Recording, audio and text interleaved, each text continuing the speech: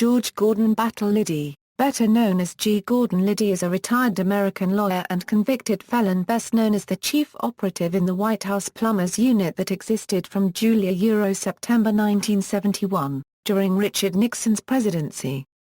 He was convicted of conspiracy, burglary, and illegal wiretapping for his role in the Watergate scandal. Separately, along with E. Howard Hunt, Liddy organized and directed the burglary of the Democratic National Committee headquarters in the Watergate building in May and June 1972. After 5 of Liddy's operatives were arrested inside the DNC offices on June 17, 1972, subsequent investigations of the Watergate scandal led to Nixon's resignation in 1974. Liddy was convicted of burglary, conspiracy and refusing to testify to the Senate committee investigating Watergate.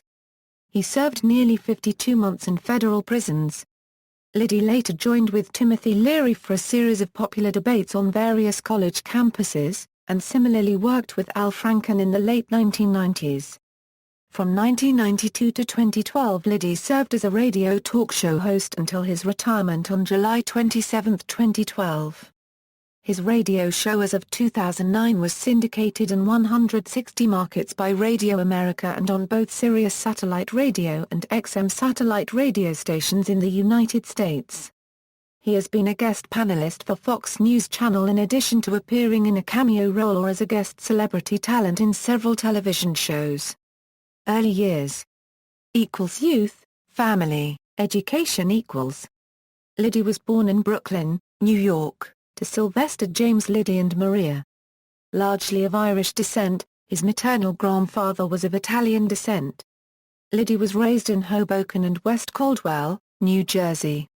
He was named for George Gordon Battle, a New York City attorney and Tammany Hall Dyer nominee who had mentored Liddy's father. Liddy spent grades 1 through 3 at the Academy of the Sacred Heart. He was enrolled in the 4th grade at S.S. Peter and Paul Parochial School. He was enrolled in St. Aloysius Parochial School at the 6th grade level in September 1941. He graduated in 1944 and in September of that year he entered St. Benedict's Preparatory School in Newark, New Jersey, from which he graduated in June 1948, aged 17.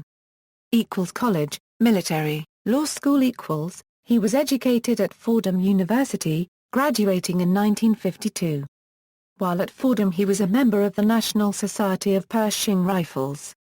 Following graduation, Liddy joined the United States Army, serving for 2 years as an artillery officer during the Korean War. He remains set-aside for medical reasons. He returned to New York in 1954 to attend Fordham University School of Law, earning a position on the Fordham Law Review. After graduating from law school in 1957, he went to work for the Federal Bureau of Investigation under J. Edgar Hoover. FBI. Liddy joined the FBI in 1957, initially serving as a field agent in Indiana and Denver. In Denver, on September 10, 1960, Liddy apprehended Ernest Teilhard, one of 2 people to be a 2-time top 10 most wanted fugitive. At age 29, Liddy became the youngest bureau supervisor at FBI headquarters in Washington, D.C. A protege of Deputy Director Cartha DeLoach, Liddy became part of Director J. Edgar Hoover's personal staff and became his ghostwriter. Amongst his fellow agents he had a reputation for recklessness and was known primarily for 2 incidents. The first was an arrest in Kansas City, Missouri during a black bag job. He was released after calling Clarence M. Kelly, former FBI agent and chief of the Kansas City Police. The second was running an FBI background check on his future wife before their marriage in 1957, which Liddy later referred to as purely a routine precautionary measure. Prosecutor and politician, Liddy resigned from the FBI in 1962 and worked as a lawyer in New York City until 1966. He was then hired by then-District Attorney Raymond Barata as a prosecutor in Dutchess County, New York after interviewing and providing references from the FBI. In 1966, he led a drug raid on Timothy Leary's Millbrook estate which resulted in an unsuccessful trial. The case generated much publicity though other lawyers complained Liddy received credit for something in which he played a relatively small role. He was also reprimanded for firing a revolver at the ceiling in a courtroom. he ran unsuccessfully for the post of district attorney. In 1968, he ran for the United States House of Representatives in New York's 28th Congressional District, running under the slogan "Gordon Liddy doesn't bail them out. He puts them in," but lost to Hamilton Fish 4 in a close race. He then worked with Gil Budcroft, Gordon Strachan and David Young, all aides to John D. Ehrlichman, assistant to the President for Domestic Affairs. He then attained the post, in 1972, of General Counsel, Finance Committee of the Committee to Re-elect the President. In September 1973, Croft, Liddy, Young and Ehrlichman were indicted for conspiracy to commit burglary. White House undercover operative, in 1971, after serving in several positions in the Nixon administration, Liddy was moved to Nixon's 1972 campaign, the CRP, in order to extend the scope and reach of the White House Plumbers unit, which had been created in response to various damaging leaks of information to the press. His formal title at CRP was General Counsel of the Finance Operation. At CRP, Liddy concocted several plots in early 1972, collectively known under the title Operation Gemstone. Some of these were far-fetched, intended to embarrass the Democratic opposition. These included kidnapping anti-war protest organizers and transporting them to Mexico during the Republican National Convention, as well as luring mid-level Democratic campaign officials to a houseboat in Baltimore, where they would be secretly photographed in compromising positions with prostitutes. Most of Liddy's ideas were rejected by Attorney General John N. Mitchell, but a few were given the go-ahead by Nixon administration officials, including the 1971 break-in at Daniel Ellsberg's psychiatrist's office in Los Angeles. Ellsberg had leaked the Pentagon Papers to the New York Times. At some point, Liddy was instructed to break into the Democratic National Committee offices in the Watergate complex. Watergate burglaries =. Liddy was the Nixon administration liaison and leader of the group of 5 men who broke into the headquarters of the Democratic National Committee at the Watergate complex. At least 2 separate entries were made in May and June 1972. The burglars were caught and apprehended on June 17.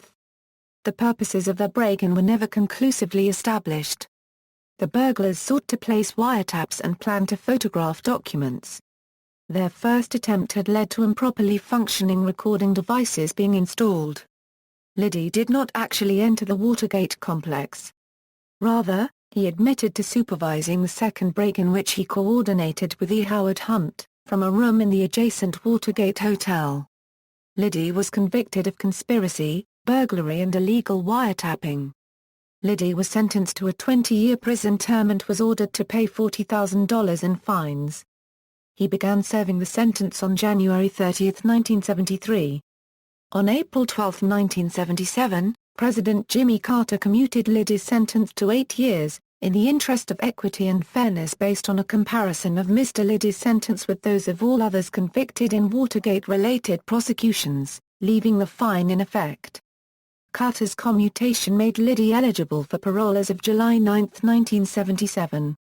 Liddy was released on September 7, 1977, after serving a total of 4.5 years of incarceration. After prison, in 1980, Liddy published an autobiography, titled Will, which sold more than 1 million copies and was made into a television movie. In it he states that he once made plans with Hunt to kill journalist Jack Anderson, based on a literal interpretation of a Nixon White House statement, "We need to get rid of this Anderson guy." In the mid-1980s, Liddy went on the lecture circuit and was listed as the top speaker in the college circuits in 1982 by the Wall Street Journal. He later joined with LSD proponent Timothy Leary on a series of debates which were popular on the college circuit as well.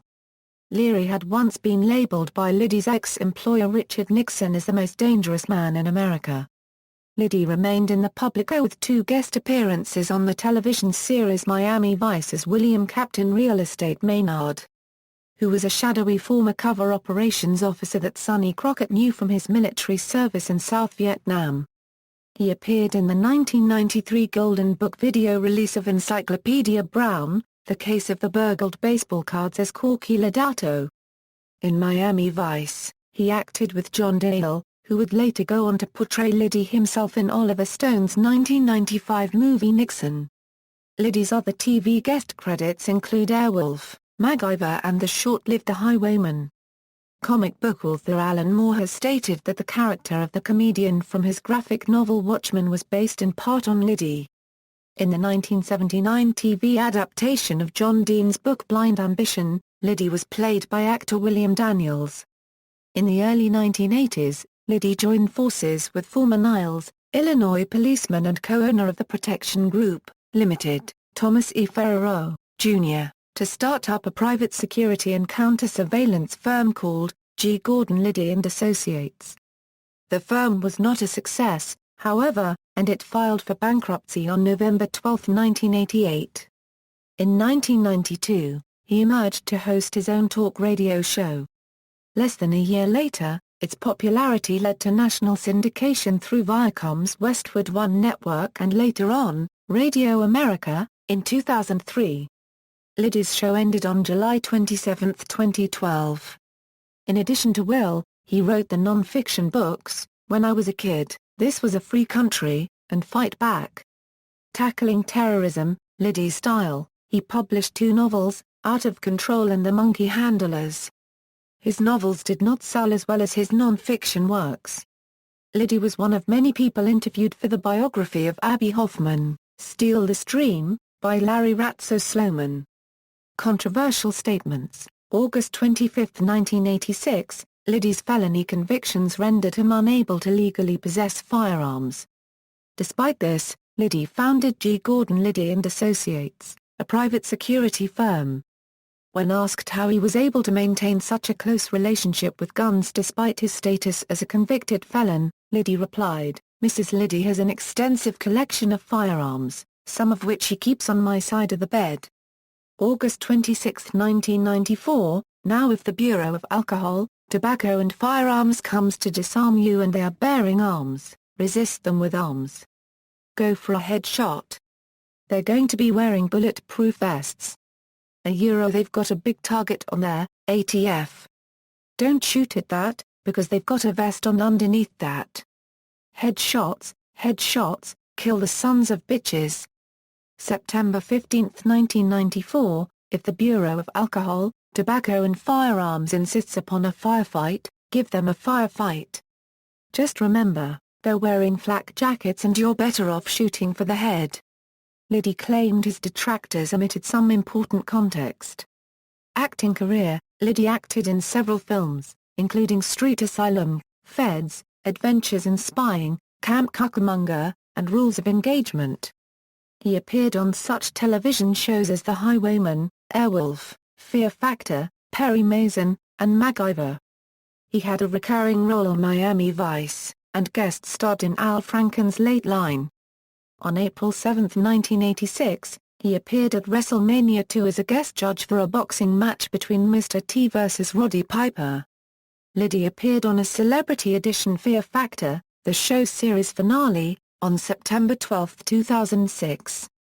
At 75 years of age, Liddy was the oldest contestant ever to appear on the show. Liddy beat the competition in the first 2 stunts, winning 2 motorcycles custom-built by Metropolitan Chopper. In the final driving stunt, Liddy crashed and was unable to finish. He was also an interviewee in the documentary, The U.S. vs. John Lennon, as well as a commercial spokesman for Ruland Capital, selling gold on television commercials. Personal life, Liddy was married to Frances Purcell Liddy, a native of Poughkeepsie, New York, for 53 years until her death on February 5, 2010. She was an educator. The couple had 5 children and 12 grandchildren. References. External links: G. Gordon Liddy NNDB profile, Liddy on TuneIn.